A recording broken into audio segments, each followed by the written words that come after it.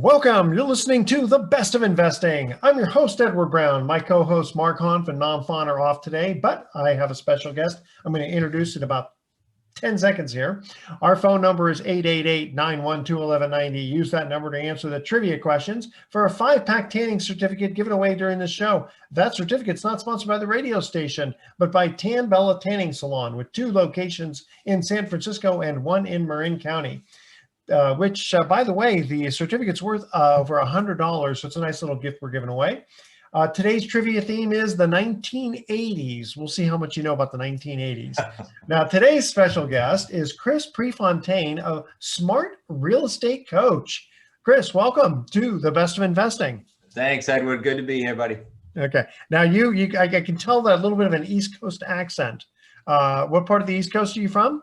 I'm sitting in Rhode Island, but I grew up in Massachusetts, and our company name is Wicked Smart LLC. There you go. Okay, yeah, it's funny. The first time I ever heard about the wicked part was from somebody who came from Boston.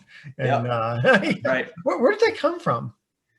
You know, it's definitely a Boston thing. I don't know where it originated. So we trademarked it in the real estate space, which I didn't think we were going to be able to do. So. All right, that's great. Yeah. Okay. So tell us a little bit about Smart Real Estate Coach. What do you guys do?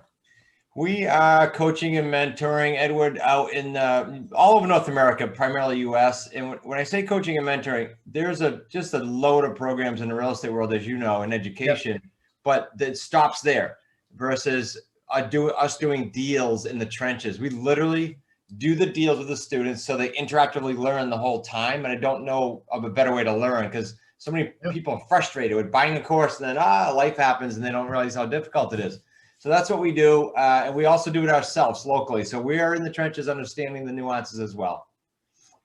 Okay. I like that because you're right. It's sort of like, it just reminded me right away of taking Excel courses. Yeah. And the teacher had said, or the professor had said, he says, if you don't use this all the time, he says, all the stuff I am teaching you, you're just going to forget.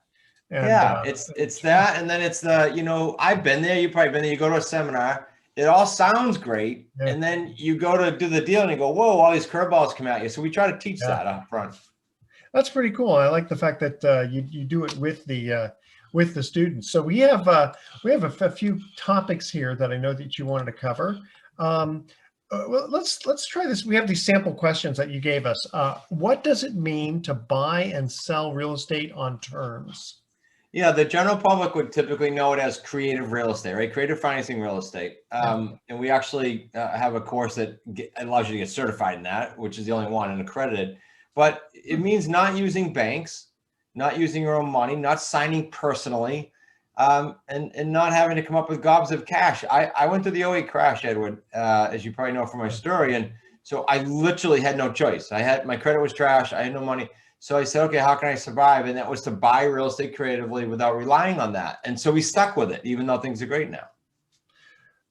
So there's the buy part, and then there's also the sell part on that. Yeah. So when you have purchased real estate recently, using these methods, I mean, most people would kind of hear of no money down. Right. Is it along those lines, or maybe some money down? Yeah, it's little to none. So we buy 3 ways. On a lease purchase, we have a $10 deposit built into the agreement, literally $10 deposit. And these deals are super lucrative. So for $10. Yeah. And then on the owner financing, the reason I say no to little, on owner financing deals, you typically have to come up with a little bit because we're going to the seller and saying, hey, no money down, monthly principal payments to you. And then they're going to have transfer tax when they sell to us. You can't expect them to pay for that. That's crazy. Sure. It'd be like, I couldn't get that good at this. So we have to sometimes pay the transfer tax, but that's minimal. You're talking again, a few thousand to create what we call 3 paydays in the big paydays. And why do these sellers accept those kind of terms? Yeah, that's the biggest thing. People go, how do you convince them? You don't convince them. Here's what happens. I'll just name a few in no order. You have things like, I bought my building this way where we house all our companies. The seller was debt-free and wanted his price. So typically it's someone that says, look, I got time. I don't need the money today, but I want my price. And I say, great, as long as I can get my term. We did a 20-year term with him. So they might want it for trust reasons, estate planning reasons, in this case, tax reasons. They may be stressed because they have 2 properties and they don't want to pay for 2 anymore. We just had that in California on a very high-end house. So there's a myriad job transfer, right? I got to let go of that. I want to band-aid it and move over here. A lot of reasons like that. So we're solving whatever problem or goal that is versus trying to convince someone. You know, I can see that, because if someone's debt free on it and they've owned it for a really long time, they have and they've depreciated it, so they have a very low basis, which means they'll have a very large gain. Maybe they don't want to 1031 exchange it, but if you pay them over 20 years or something, it's on the installment method, and so they'll just slowly report the gain. And then depending upon what the interest rate is and all that, how lucrative it is for them to decide. I like that. That's definitely a good way. You definitely not every seller is going to want to do that, but when you do find those ones, then that can work out. Tell you what, we're going to go to our first commercial break. These segments go pretty fast here. All right, we're talking the 1980s now. Chris, how old are you? I am 57 next month. Okay. All right. Wait a minute. We're in February this month. This month. You might remember the 1980s. Okay. Who was murdered by a deranged fan outside his apartment in 1980? His apartment? His apartment, yeah. So if you know the answer, don't say anything yet. For the audience, call 888-912-1190. First caller with correct answer wins the tanning certificate. Again, who was murdered by a deranged fan outside his apartment building in 1980? It's probably one of the most famous around. All right, stay with us. You're listening to The Best of Investing. Don't touch that dial. We're going to be right back. Welcome back to The Best of Investing. Again, I'm Edward Brown, your host, along with my special guest, Chris Prefontaine. I love that name. Any relation to the runner in Oregon? Everyone asks me, to be safe? I don't know. Okay, right? Gotcha. All right. Canadian, I don't know. You'd either know for sure or, maybe not so much. Okay. So our first trivia question in the 1980s was, who was murdered by a deranged fan outside his apartment building in 1980? I have no clue, and I should know. Okay, John Lennon. Yeah, and the interesting story about that later on, the guy who murdered him, his name was Mark Chapman. Years later, they were doing not a documentary, but a movie basically on this. And the guy who was going to play John Lennon sounded like him exactly and looked like him exactly. Wow. The problem was his real name was Mark Chapman. And they just said, we can't fill you in the spot, with that name, so he should have changed his name just before, Just my name is Joe Blow, Yeah, just for that. Yeah. Crazy. So, Chris, I want to go back to this selling real estate on terms, where you again, let's say you've got a seller who owns a property free and clear, and you can pay them over time. Generally speaking, what interest rate are you building in, and what length, the term, are you usually doing? The first part you're going to love. So 99% of our deals, almost all of them, we do no interest. They're principal only monthly payments.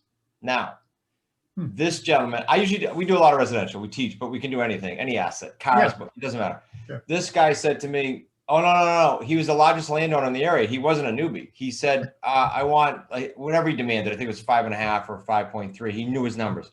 I said, well, Alan, I do principal only. And he thought that was crazy. So he said, okay, I'll go 18 months principal only. Hammer down that principal. At the end of 18 months, we'll go ahead and I come up with 5.2, and he went with it. 5.2% interest rate. On a commercial building, getting 18 months of principal only pay down is just tremendous. So he went with that. He felt like it was a win-win. And we've got a 20-year balloon on that. Now, that's not your typical residential answer. Residentially, I like 5. In this economy, our students have been getting more like 10 years, and that's great. Because in 10 years, especially if you have principal only pay down, you're fine. I don't care if the market changes 3 times, you're fine. And it's funny. I've bought discounted. I'm one of the managers of our Pacific Southwest note fund. I remember. We buy discounted notes, and a couple of notes that we've purchased. Actually, probably about 3 or 4 notes that we've purchased. The interest rate built in for 20 years has been 0%. Yeah, it's awesome. Just for some reason, and I can kind of see where. I mean, you can kind of potentially convince the owner, especially if there's no broker involved. They save their 6% or whatever commission. Yeah. And then also you say, listen, I'm not even going to negotiate the price with you. That's it, right? You hit it. That's the issue. Alan, the building I bought, Edward, is on what they call $1 million mile. Like it's a great location. Yeah. And he had a sign out as 4x8 sign said owner financing. The brokers would call with buyers and he would say, I want owner financing. So I was the only one that called him and said, let's make a deal. Like he's billboard size saying it and the realtors don't know how to deal with it. That's a great story. How big of buildings or houses have you purchased using that technique? How many? Yeah, or how large? What's the largest purchase? We go from low end to on the high end. California, one of our coaches, we have 2 coaches in California actually doing this. And like Russ does, $1 million is the norm for him, but 1.15 is sort of the sweet spot. Boy, it's amazing that they'll do like one of the problems we found with like seller carryback notes to buy in California. It's been tough because there aren't too many. You're buying a property for $1.5 million. There aren't too many sellers of houses that are willing to have notes like that. Versus what sparked it? What sparked it with him? We just did 2. One was the gentleman built another house. He had like a $6,000 payment, and then he still had a payment left on this one. It wasn't totally free and clear. Yeah. He just was like, I'm done the bleeding, and he liked what we did. So, and then another one was a doctor, well off, but said, since COVID, I don't want anyone in my house. Just do it. Give me the terms. Like she just wanted to be done. So this, they're out there, and you don't need to do many of these. That the 3 paydays created on these things those are 6-figure deals when they're at $1 million. Oh yeah, and I love using T-Value. Do you use that software? I don't. I think some of the coaches may.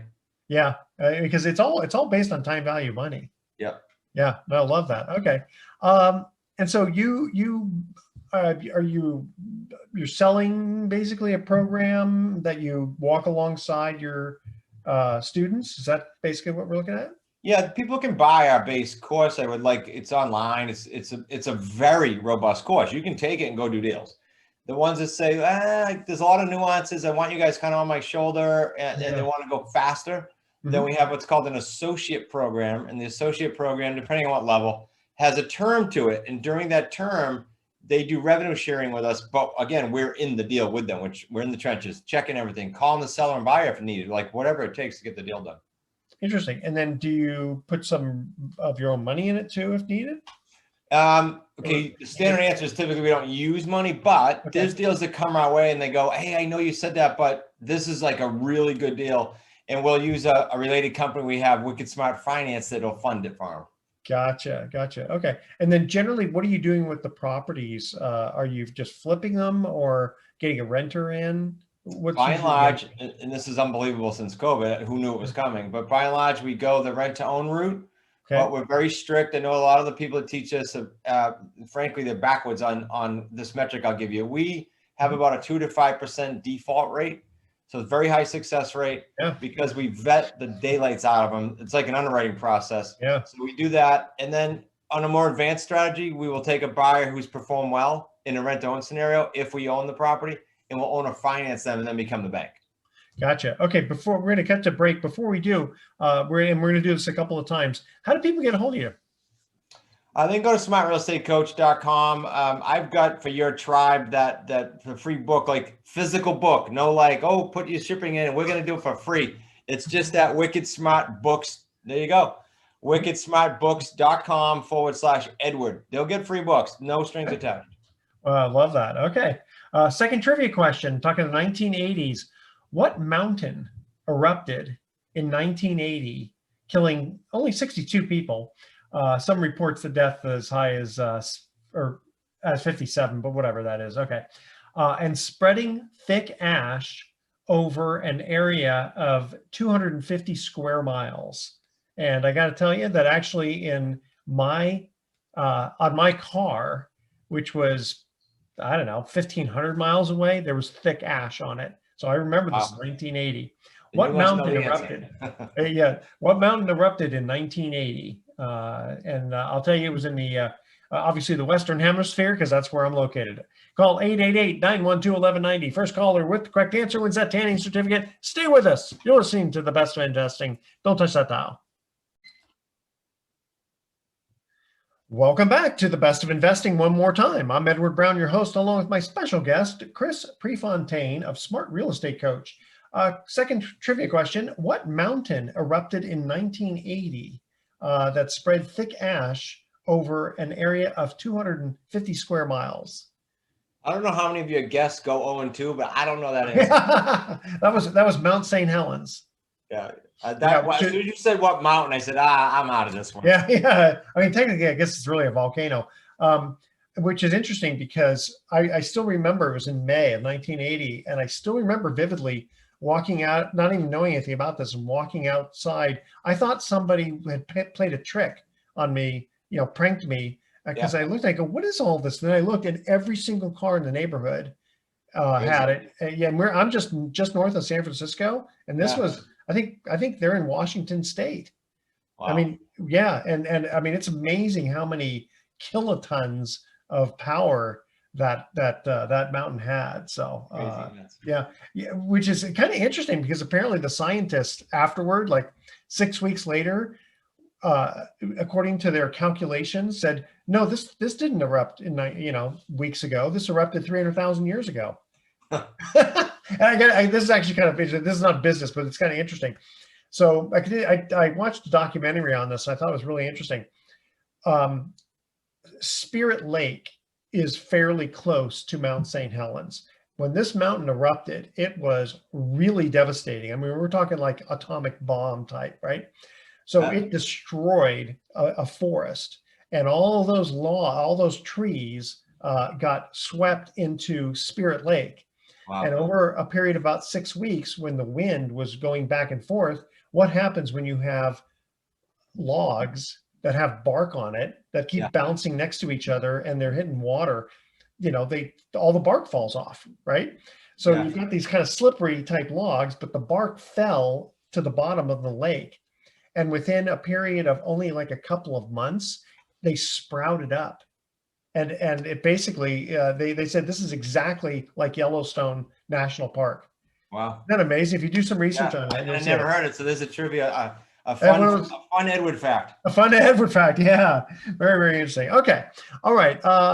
So now, Chris, does someone have to be full-time to do this business you're talking about? Yeah, like I'm going to go back to that like 98% range again. Come to us with full-time jobs, and we've been helping people plan their escape, we call it, from the W-2 since 2014. I mean, most of our coaches have come to us years ago and said, look, I'm done. I want out. One guy comes to mind, Brian in Chicago, 17 years selling elevators, 23 years in corporate America, doing very well, multiple six-figure salary, and just said, I'm done. I don't see my son. So he came to us in the beginning of 19, right before COVID. Most would say, oh, that was a tough time. No, he just cranked through it, and he's been full-time. So planning your escape is important. Now, if you come part-time and you go, Chris, I noticed how lucrative these 3 payday deals are. Show me how to do like 1 or 2 a year. Great. That's good too. Whatever the goals are. Yeah, because if you can make 6 figures, not too many people need more than 6 figures. 50 deals a year, right? Yeah, exactly. Okay. All right. So that gets into the next one about can someone transition from full-time investor and escape their 9-to-5 job? You already answered that. So how would you compare this type of real estate investing to flipping, rehabbing, wholesaling, or even renting apartments? It's funny. This question is always like applicable, but even more so now with this change in the economy. But let me just give the basic answer, then the economy. Basic answer is I've been in real estate. This is my 32nd year. The first 18 led me up to the crash of 08. And so coming out of that, I thought, wait a minute, I got to like re-engineer this thing, because I was tired of every January going, back on the treadmill. We got to do a deal. We got to do a transaction, get paid once. So we created and trademarked federally the 3 payday system. So you get paid cash when you sell the house, you get paid cash monthly, continuously, and you get paid cash long-term. That's the 3 paydays. So that's entirely different than doing a deal as a wholesaler or whatever. The second piece is, and this is why literally, I think we're on our 4th company, Edward, big company, sizable multi-million-dollar company in the flipping space, coming to us going, hey, can you show our database, our students, because we're drying up now in this economy, how to do creative real estate? It is the place to be in any market, but very, very high demand right now for it. And then the last thing is competition. Everyone flows with the seasons, so to speak, in real estate. Flipping, HGTV is big on it. We'll do wholesaling. Our stuff's steady Eddie, right through any economy, and that's what's so good about it. Yeah, it's interesting you mentioned about the flipping because my main business is I'm a lender, and I can't compete with lenders who are in the fix and flip space, and I wouldn't want to because some of these bigger companies they're lending money at even when interest rates were a little bit lower, they were still lending at like 6%, and they'd lend you 90% of the purchase price and 100% of the rehab at Crazy. 7% in 1 point, and I'm thinking there's no way I could compete with that. And I wouldn't want Right. to because to me that's kind of risky Yeah, for that big end of time. it. Okay. Um, and big question, is now a good time to invest in real estate? And what are your predictions on the market? Yeah, first of all, I'll go predictions first. I don't know. That's the answer because like the billionaires don't know, and I get a kick out of the media. They'll sit there and debate and have all these experts. They don't know. They don't know. So They that's seem to one. be wrong a lot on interest rates too. Crazy. Yeah. Yeah. Oh yeah. Already. Yeah. As far as the market, as far as now is an awesome time. Here's why. Whenever the media's screaming and the fears out there and and people are worried about the economy, just go the opposite direction. That's when fortunes Yeah. are created. Now, how do you go in the opposite direction? It's easy to say. You learn how to pivot in any market, and that's creative real estate. That's that's what it is. Yeah. So that's Okay. simple. I was going to say, we're going to continue on because this is a little bit longer question. We, believe it or not, we have to go to another break. Before we do, want to make a mention here for the Mount View Hotel and Spa in Calistoga, and they're giving 25% off all rooms this season. You got to check them out at mountviewhotel.com. They have one of the nicest pools around. All right, third trivia question. In the 1980s, which entertainer died of an overdose of cocaine and heroin in 1982? And he was a beloved comedian. All right, that's our trivia question. 888-912-1190. First caller with correct answer wins that tanning certificate. Stay with us. Best of Investing. I'll be right back. Welcome back to the Best of Investing. Edward Brown here along with Chris Prefontaine. Third trivia question. Which entertainer died of an overdose of cocaine and heroin in 1982? You know that one? 0 for 3. 0 for 3. John Belushi. Ah, geez. You should have. Yeah, I should have known that one. That's okay. Okay, so let's go back to the other question because it's kind of important about is now a good time to invest in real estate and your predictions. Yeah, it's funny whenever you get these quote experts on and they've talked about interest rates, et cetera, a few years ago, they seem to always be wrong. Yeah, today actually the day we're filming, I had Mike McAllowitz on my show. And he's great with that stuff. And I said, what do you thought? He just laughed and said, no, we don't know. Nobody knows. And I agree with him 100%. Here's what I know, though, Edward, I think you agree. I'd like to hear your opinion. There's one constant in real estate. Change. It changes. Yeah. Okay, so if we know that, it's not, oh, let's wait and buy. I hear that all the time. Let's wait. No, you're going to miss out. What to do is constantly pivot and understand how to do that inside of real estate. And you'll be super confident and excited once you understand how to do that. It's fun. Because that's where you capitalize. That's where fortunes are created. That's where one of the Kennedys created a fortune coming out of the Depression. When everybody was screaming and running, he created a fortune.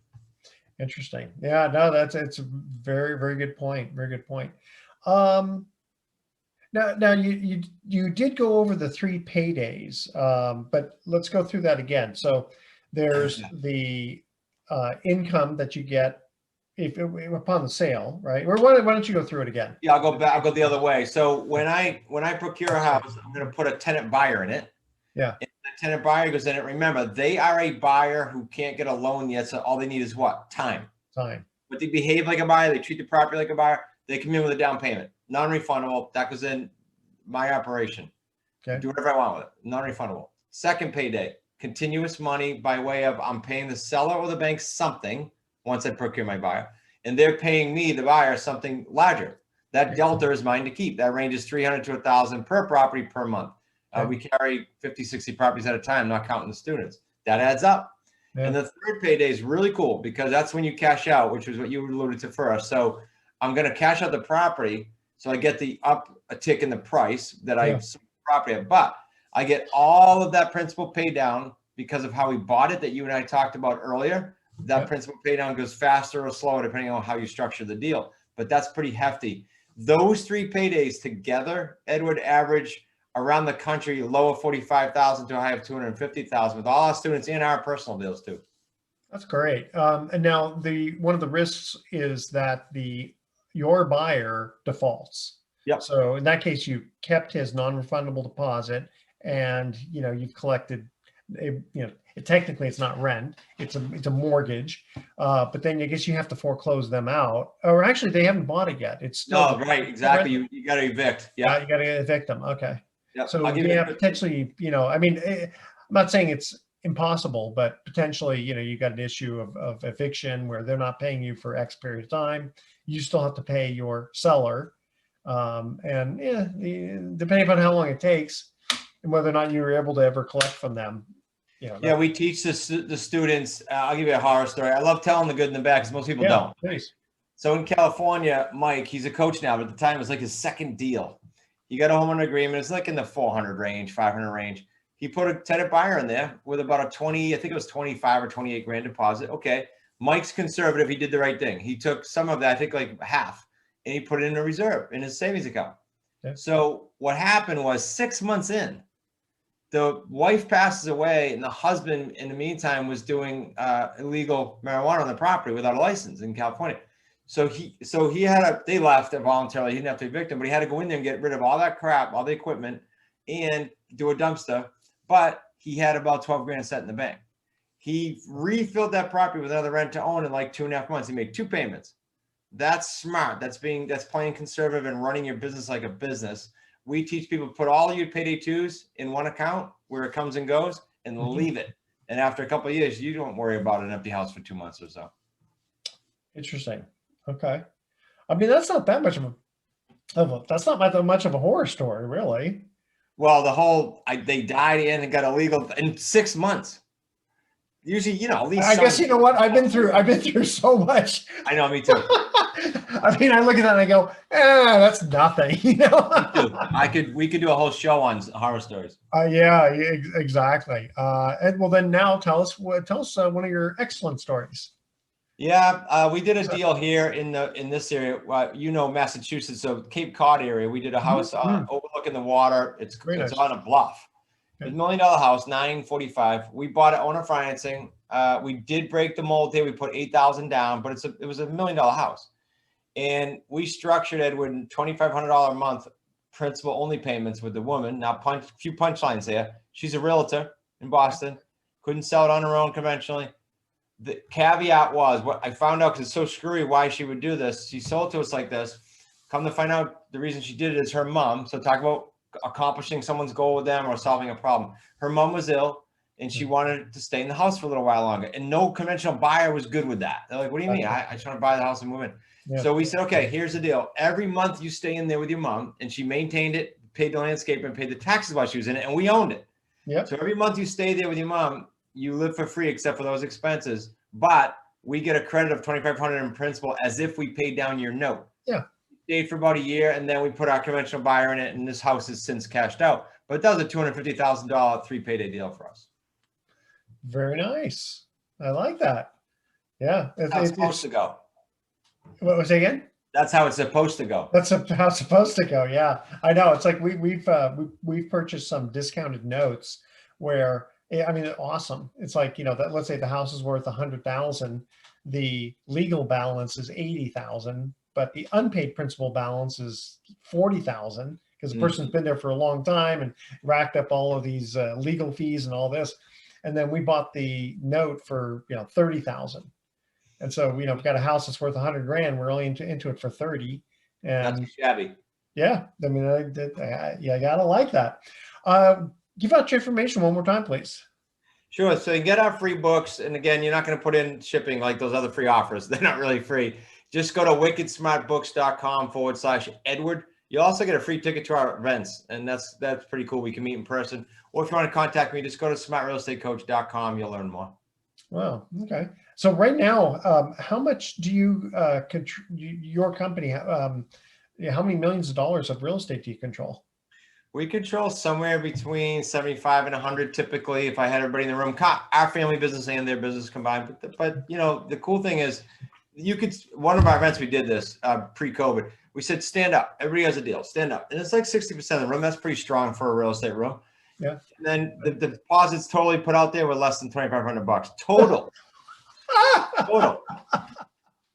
Oh boy, that's great. I love that. All right, we're cutting to our last commercial break. No trivia question, but stay with us. The best of investing will be back with some closing comments. Don't touch that dial.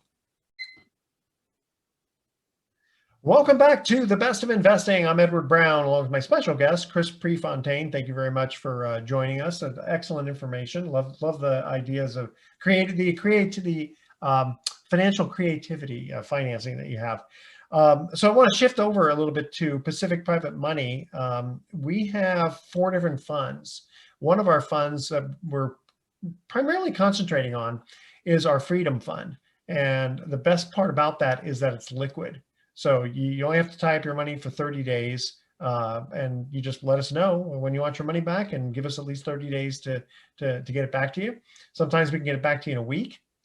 Depends on when we do a trade. But right now we're paying anywhere from 7 to 9%.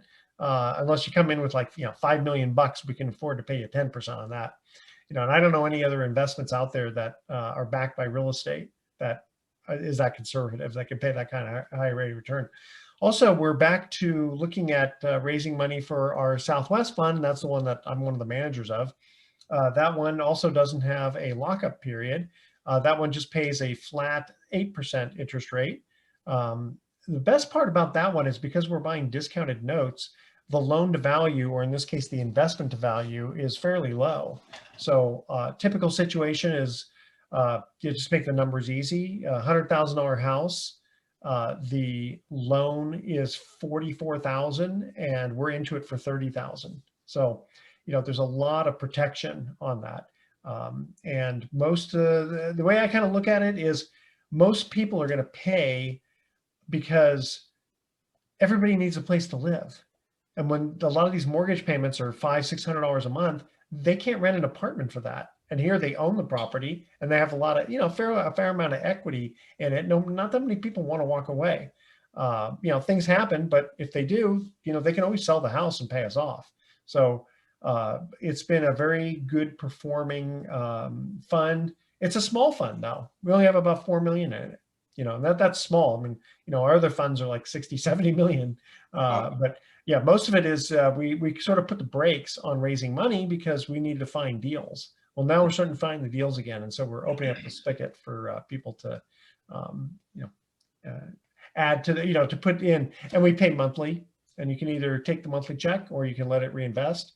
I mean, it's almost like a money market account, except you can't write checks on it. Good stuff.